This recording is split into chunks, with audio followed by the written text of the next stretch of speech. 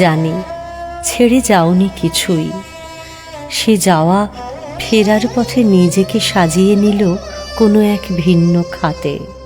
ফেরা সে জীবন চিনে বরাবর মৃত্যুদিনে, নিয়ে এলে দিব্যতা সেই রোজ নামচার ঘরে। তোমায় ডাকবো কি নাম ধরে? পরিচিত তোমার যারা, তুমিও তাদের মাঝে রক্তে নিজেরই ছিলে। রাজপুরে নানান কাজে কে বলে ছিন্ন সেদিন, তুমি তো শুধলে সে ঋণ। বোধে যেই শূন্য হলে অন্তরে অন্তরে, তোমায় ডাকবো কি নাম ধরে?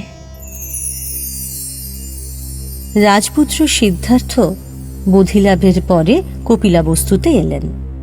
সকলে গিয়ে তার সাথে দেখা করলেন। গেলেন না শুধু একজন, অপেক্ষাই তো করেছেন তিনি, আর প্রস্তুত করেছেন নিজেকে তিলে তিলে। গৌতম বুদ্ধ জানতেন সে কথা, তাই তো বুদ্ধ স্বয়ং এসে দাঁড়ালেন তার দরজায়। কে তিনি, কি তার পরিচয়? এই পর্বে সেই যশোধরার কথাই শোনাবো আপনাদের। শোনাবো রাজপুত্র সিদ্ধার্থের ছেড়ে যাওয়া আত্মীয়দের কথাও। নমস্কার বন্ধুরা, আমি শাওলি।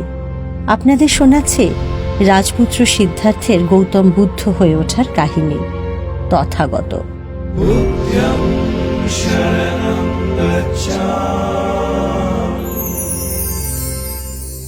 12 বছর আগে যে যশোধরাকে ছেড়ে গিয়েছিলেন রাজকুমার সিদ্ধার্থ, কপিলাবস্তুতে তথাগত হয়ে ফিরলেন তাঁরই টানে। হ্যাঁ, এ কথা সত্যি, বুদ্ধির কোনো আকর্ষণ নেই, থাকতে পারে না। তাহলে টান? সে টান তো সমর্পণের। পূর্বজন্ম থেকে এই অঙ্গীকার তাঁদের বেঁধে রেখেছিল একই সূত্রে। এই যে যশোধরা তথাগতর পা ভিজিয়ে দিচ্ছেন চোখের জলে, তাকে তো এই জন্মেই প্রথম দেখছেন না বুদ্ধ। কপিলাবস্তুর রাজ অন্তঃপুরে এই দৃশ্য দেখে কাতর রাজা শুদ্ধোদন তথাগতকে বললেন যে তিনি যেদিন থেকে ঘর ছেড়েছেন সেদিন থেকেই যশোধরা তার সাজসজ্জা অলঙ্কার সমস্ত কিছু ত্যাগ করে একটি মাত্র হলুদ কাপড় আর একবেলা এক মুষ্টি আহার সম্বল করে ভূমিশয্যাতে দিন কাটাচ্ছেন। 12 বছর ধরে মুখ বুজে পালন করছেন এক কঠিন ব্রত। শত অনুনয়েও কোনো ফল হয়নি। এবার সেই ব্রত উদযাপনের পালা। রাজ পরিবারের সকলে গেলেন বুদ্ধ দর্শনে।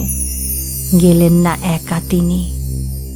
হয়তো যশোধরা মনে মনে ভেবেছিলেন যে তাঁর যদি কিছুমাত্র পুণ্য থাকে তবে তাঁকে দর্শন দিতে তথাগত নিজে আসবেন তার ঘরে। আর তাই তো তথাগত তাঁর দরজায়। এটা কি টান নয়?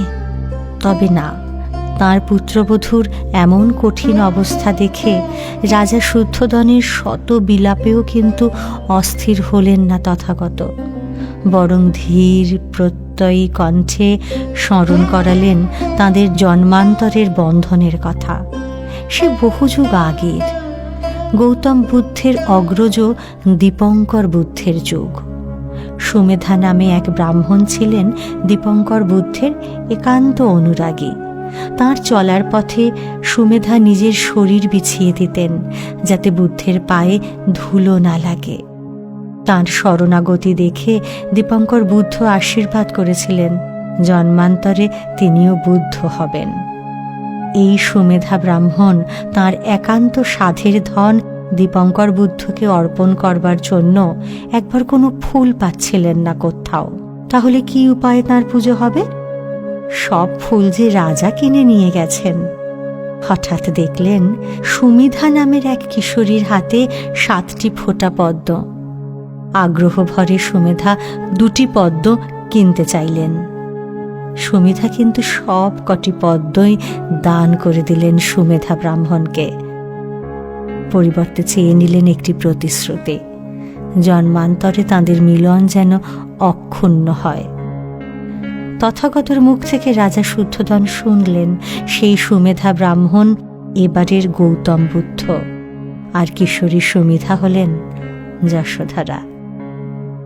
তথাগতর প্রতি যশোধরার ভালোবাসা, ভক্তি আর সমর্পণ কোনোটাই যে শুধুমাত্র এক জন্মের নয়, সকণ্ঠে রাজ অন্তঃপুরে দাঁড়িয়ে সেই কথাই উচ্চারণ করলেন তথাগত। সেই সঙ্গে করলেন ঋণ স্বীকারও। যশোধরার এই সুমহান ত্যাগ না থাকলে তাঁর পক্ষে বোধিলাভ সম্ভব ছিল না যে যশোধরাকে কেউ যেন বাধা না দেন, তাঁর প্রাণ যা চায় তাই যেন তিনি করতে পারেন, এমন কথাই হয়তো বলেছিলেন সেই সময় তথাগত। তারপর সারিপুত্ত, মৌদ্গল্য এবং স্বয়ং রাজা শুদ্ধোদনকে নিষ্পন্দ রেখে যশোধরার সামনে বসলেন গৌতম বুদ্ধ। চোখের যত জল আর হৃদয়ের যত ব্যথা সব উজাড় করে বুদ্ধের চরণে নিবেদন করলেন তিনি।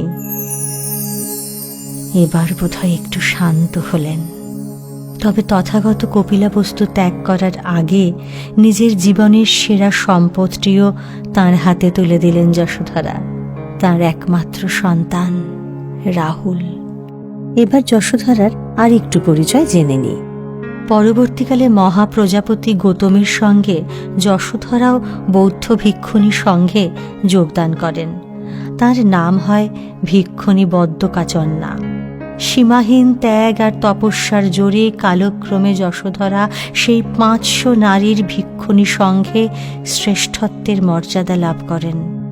তবে অন্তরালের মানুষই বরাবরই খুব নীরব।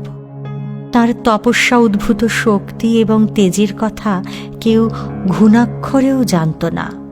কেউ এও জানত না তিনি কখন আত্মজ্ঞান লাভ করে অর্হত হয়ে গেছেন। বয়স তাঁর ৭৮। এবার এলেন তথাগতর সামনে ভরা সভায়।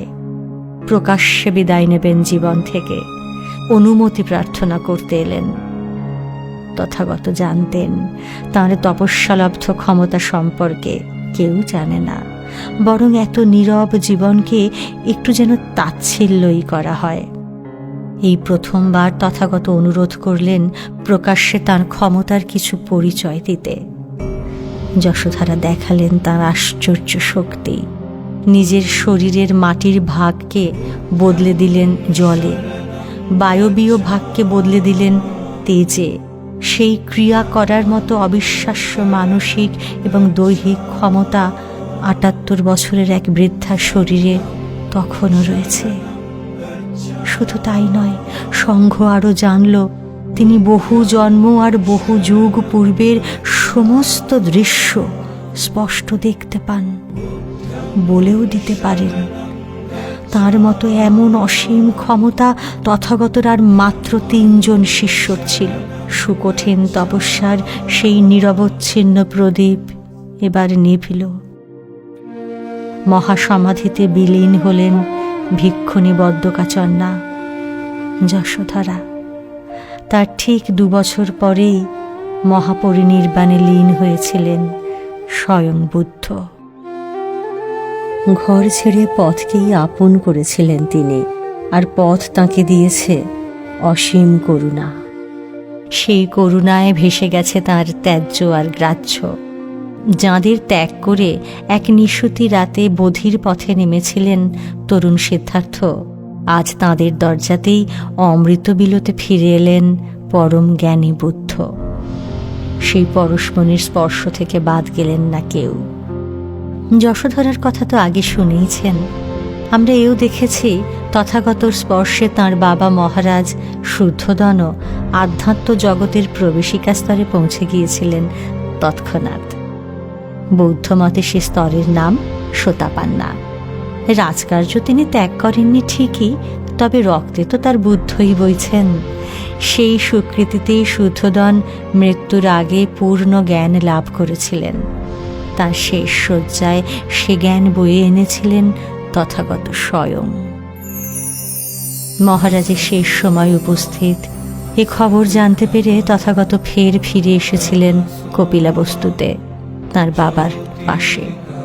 সেই অবস্থাতেই তার মুখে ধম্ম প্রসঙ্গ শুনতে শুনতে অর্হৎ হয়ে যান মহারাজ শুদ্ধোদন। কথিত আছে শুদ্ধোদন তাঁর শেষ প্রণামটা তথাগতকেই নিবেদন করেছিলেন। রাজকুমার সিদ্ধার্থের গর্ভধারিণী মায়াদেবী মারা যান সন্তান ভূমিষ্ঠ হবার পরেই। সে সময় সিদ্ধার্থকে কোলে তুলে নিয়েছিলেন মহাপ্রজাপতি গৌতমী, মায়াদেবীর ছোট বোন। পরে মহারাজা শুদ্ধোদন তাকে বিয়েও করেন। গৌতমীর থেকেই সিদ্ধার্থের আরেক নাম গৌতম। শুদ্ধোদনের মৃত্যুর পরে গৌতমী বৌদ্ধ সংঘে যোগদান করেন। তিনিই হলেন প্রথম ভিক্ষুণী। যদিও মেয়েদের অন্তর্ভুক্তিতে প্রথম দিকে তথাগতর প্রবল আপত্তি ছিল, কিন্তু পরে তার পরম ভক্ত আনন্দর আরতিতে অবশেষে ভিক্ষুণী সংঘের অনুমতি দিয়েছিলেন তথাগত। বলা বাহুল্য তাঁর পালিতা মা গৌতমীও পরবর্তীকালে তথাগত শিক্ষায় মোক্ষ লাভ করেছিলেন। আর মায়াদেবী বৌদ্ধ শাস্ত্র অনুসারে বিশেষ যোগবলে গর্ভধারিণীর সূক্ষ্ম আত্মাকেও মোক্ষের পথ দেখিয়েছিলেন বুদ্ধ স্বয়ং। তাঁর পালিতা মা গৌতমীর গর্ভজাত সন্তানের নাম নন্দ। বোধিলাভের পরে প্রথমবার কপিলাবস্তুতে ফিরে নন্দের হাতেও গৈরিক তুলে দেন তথাগত। যেদিন এই ঘটনা ঘটে তার ঠিক আগের দিন সত্য বিয়ে হয়েছে তাঁর। নন্দর নবপরিণীতা স্ত্রীর রূপ পূর্ণিমার চাঁদকেও যেন হার মানায়। তবু নির্মোহ সন্ন্যাসীর অলৌকিক মাহাত্ম্যে তাঁর রক্তের উত্তরসূরিও ভিক্ষাপাত্র হাতে পথে নামলেন। কালক্রমে তিনি পূর্ণ জ্ঞান লাভ করেন। কপিলাবস্তু রাজ্যের উচ্চ কুলজাত শাক্য বংশের প্রতিটি পরিবারের কোনো না কোনো প্রতিনিধি ভিক্ষাপাত্র হাতে পথের ধুলোয় নেমে এসেছেন। সম্পর্কে তারা সকলেই শাক্যমুনি বুদ্ধের রক্তের আত্মীয়।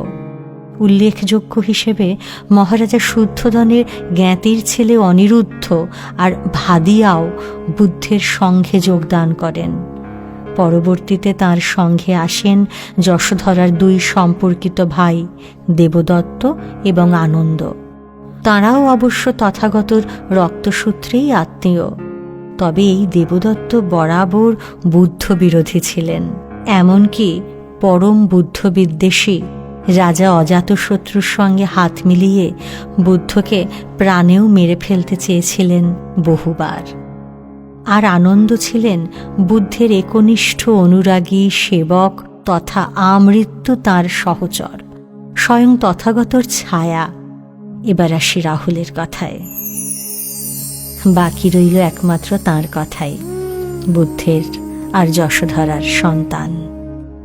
বাবার থেকে উত্তরাধিকার চেয়ে নেবার অছিলায় যাকে একেবারে শিশু বয়সে সন্ন্যাসের পথে ঠেলে দিয়েছিলেন তার মা যশোধরা নিজে।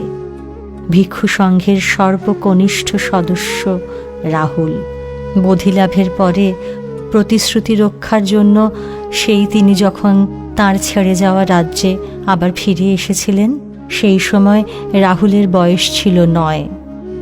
জন্মের পর এই প্রথম স্বচক্ষে দেখছে নিজের বাবাকে। রাজবাড়ি থেকে দূরে এক গাছতলায় সশিষ্য অবস্থান করছিলেন গৌতম বুদ্ধ। রাহুলের মা যশোধরা ছেলেকে পাঠিয়ে দিলেন বাবার কাছে উত্তরাধিকার লাভের আশায়। আর যদি কখনো দেখা না হয়, কিন্তু চিনবে কি করে ছোট্ট রাহুল? ওই যিনি সিংহের মতো সামনে চলেছেন মুক্ত পুরুষ, উনি তোমার বাবা। বালক রাহুল হাত পাতল তার জন্মদাতার সামনে। আমাকে উত্তরাধিকার দিন। দ্বিধাহীন জ্ঞানী তার হাতে তুলে দিলেন দণ্ড আর কমণ্ডল, তাঁর একমাত্র সম্পদ। রাজসুখ ত্যাগ করে যে বোধ অর্জন, তাও নিশ্চিন্তে দান করেছিলেন উত্তরাধিকারীকেই। কিছুই তো তার নিজের করে রাখতে নেই যে, তাহলে যে বোধিপথ সম্পূর্ণ হবে না। স্বয়ং বুদ্ধ অবশ্য নিজের একমাত্র সন্তান রাহুলকে সংঘভুক্ত এক ভিক্ষু মাত্রই মনে করতেন শুধু। কোনো বিশেষ ব্যবস্থা তার জন্য কখনো ছিল না। এমনকি তাকে শিক্ষা দেবার ভারও তিনি নিজে বিশেষ নেননি। সে কাজটা করেছেন তথাগতর দুই প্রিয় শিষ্য সারিপুত্ত আর মৌদ্গল্য। শুধু তাই নয়, সংঘের প্রয়োজনে যে কোনো ধরনের ত্যাগ স্বীকার আগে এই কনিষ্ঠতম সদস্যকেই করতে হতো। এই ছিল বুদ্ধের নির্দেশ। কাজেই তাঁর পথ অত্যন্ত কঠিন ছিল, সন্দেহ নেই। আর চিরকঠিন সন্ন্যাসীর রক্তের সার্থক উত্তরসূরি সেই পথেই আত্মজ্ঞান লাভ করলেন অচিরেই। মাত্র 18 বছর বয়সে অর্হৎ হলেন রাহুল। তারপরে অবশ্য খুব বেশি দিন বাঁচেননি তিনি। তথাগতর সামনেই তার মৃত্যু হয়। আচ্ছা, বুদ্ধের রক্তের সম্পর্কের মানুষজন তাকে ঠিক কী নামে ডাকতেন? তার বাবা, তার সহধর্মিণী, তার মা, তার সন্তান, তার ছোট ভাইরা ঠিক কোন পরিচয়কে এগিয়ে রাখতেন তারা? প্রভু। ঠিক এই একটি সম্বোধনে বিস্তৃত ছিল আসমুদ্র হিমাচল। না, এ সংঘের নিয়ম নয়, এ ডাক স্বতঃস্ফূর্ত। এমনকি মহারাজা শুদ্ধোদনও কপিলাবস্তুর পথে সেই জ্যোতির্ময় কান্তিকে সম্বোধন করার মতো আর কোনো দ্বিতীয় নাম খুঁজে পাননি।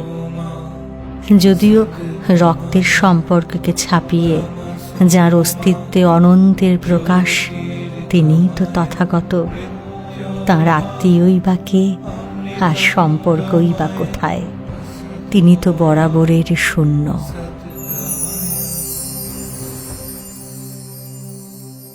কিছু যাওয়া আর কিছু আসা, আসা যাওয়া নাম শুধু বহিরাভরণ।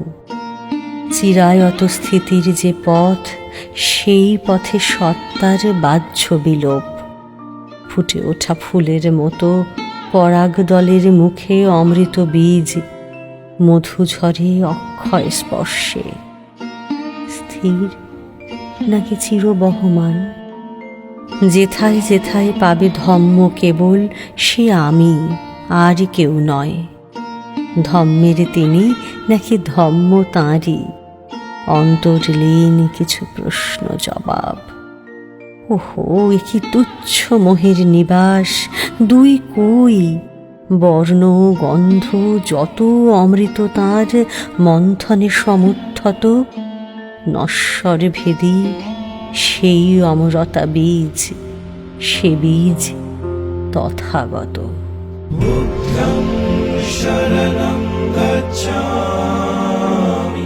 আমি শাওলি, আপনাদের শোনাচ্ছি গৌতম বুদ্ধের জীবন ও দর্শন সম্পর্কে গবেষণা ভিত্তিক একটি উপস্থাপনা, তথাগত।